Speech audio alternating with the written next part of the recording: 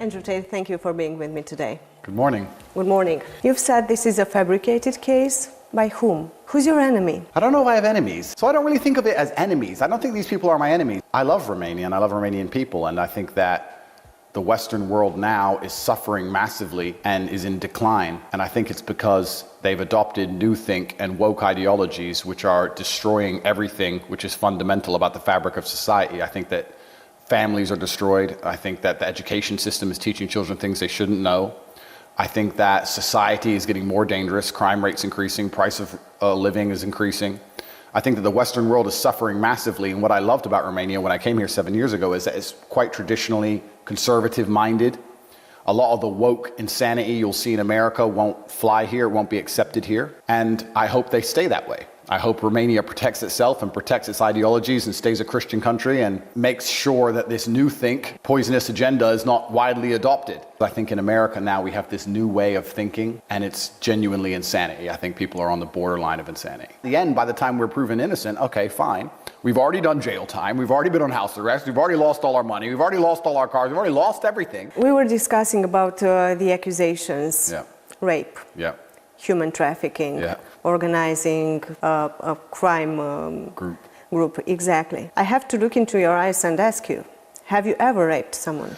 I have no need to rape anybody. And that's the thing that I think is pretty pertinently clear to the people at home. The rape was actually thrown out very early. I think it was in my first 30 days it was thrown out because there's no evidence at all of it. It's just an accusation. I don't know of many Romanians. I don't think this is a phenomenon that happens so often in Romania. But in America, England, and these countries, rich, successful men being falsely accused of rape happens every day. I don't think in Romania, when a rich, successful man is accused of rape, do people realize that they're like, oh, this is unusual, this is a problem. But in England, this happens hundreds of times a week. Every footballer, every rapper, every movie star, anyone who's successful and rich gets accused of these things, and the population is far more likely to say, okay, whatever, because it happens all the time. It's an unfortunate side effect of being a wealthy, successful man. Ronaldo, during the World Cup, during the last World Cup, had 5 accusations of rape. He's trying to play the World Cup, and 5 girls appear saying he raped them years ago. It's just unfortunate, and it's something that happens. So it's only about money, Andrew? It's only about money? I don't think it's only about money, but when you're a very successful man and you're financially successful, and a woman can't get the money from you she wants, it's very likely, or it's very common, unfortunately, in the West, for them to then accuse you of rape, or to say, well, at the time I wanted to be with him and I loved him and we had consensual sex, but now that he won't buy me handbags, I have now decided I didn't want to be with him, and now it's rape. Was this your case? Yeah, absolutely. Completely. If I wasn't a successful person, none of this would have happened. Did a woman ask for handbags and she didn't asked for a lot more than handbags, receive? and she was declined. And then all of a sudden she was raped. And it's scary because in the Western world now, as a man, it's very difficult to protect yourself. Like, it's very scary if you're a man and a woman decides she wants to go on this vengeance path. How do you protect yourself? I mean, at the time, everything's consensual. At the time, you're a couple. At the time, everything is perfect. And then retrospectively, she changes her mind in an attempt to destroy your life. Now, there was a very famous footballer in England who recently just got released non-guilty. Johnny Depp and Amber Heard. Like, this is a big thing that happens all the time. And I think in Romania, it hasn't quite started to happen yet, thank God. But that makes a judge more concerned. A judge is like, wow, okay, a rape accusation, let's look at this. Whereas if the judge was seeing 100 fake rape accusations a week, they'd be far quicker to say, okay, there's no evidence, dismiss. What about human trafficking? Yeah, human trafficking for TikTok. And that's another thing, right? You say human trafficking, you imagine people being tied up, chained, moved across borders, forced to do sexual work. Convinced. Convinced. Might be. Yeah. Is this the case? No, my accusation is that, firstly, I don't understand how I can human traffic people from Bucharest. I mean, the 2 girls I'm accused of human trafficking are Romanians who've lived here their whole lives. They haven't gone anywhere. Traveled where? So that's the first thing that makes no sense at all. And they're saying I did this for financial gain, but there's not a single shred of financials in the file. It was 2 weeks before I even got my accusation in English, before I realized what complete garbage it was.